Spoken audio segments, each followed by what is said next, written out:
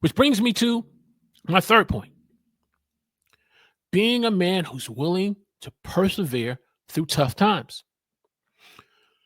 When we look at today's times, and in particular in this country, people are going through some very difficult and tough times. Take some of the recent events that's happened with the weather. People have experienced wildfires, the loss of property and homes, and unfortunately, loss of loved ones, thousands of acres and real estate, businesses, homes, all been devastated. And then you have severe storms like tornadoes, hurricanes, floods, and other types of things that has been devastating this country. And maybe you are a man in your family where you've been blessed and fortunate that hasn't happened to. But that still doesn't change the fact that you're still not going through a storm. You may not be going through a hurricane of severe winds and floods, but you're going through a hurricane, a storm in your life and in your heart and your mind.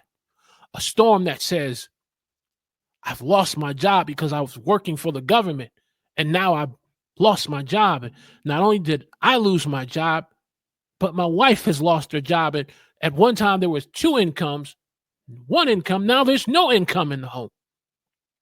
Can you persevere through these tough times by you living out your faith and having a prayer life and talking to God that says, you are my first response?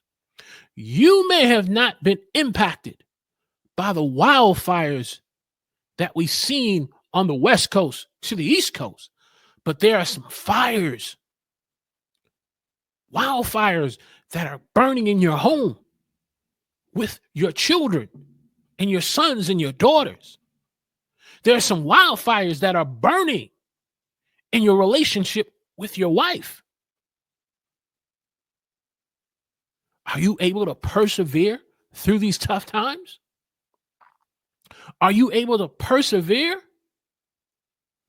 so that you can get to the other side, knowing that when you get to the other side, God has got you.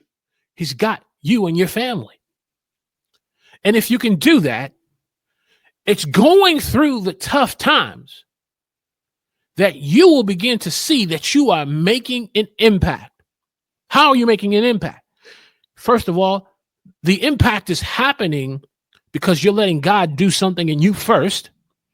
The impact is happening because you're going through the pressure that should cause you to burst, because pressure does burst pipes, but you're not a pipe, you're a diamond.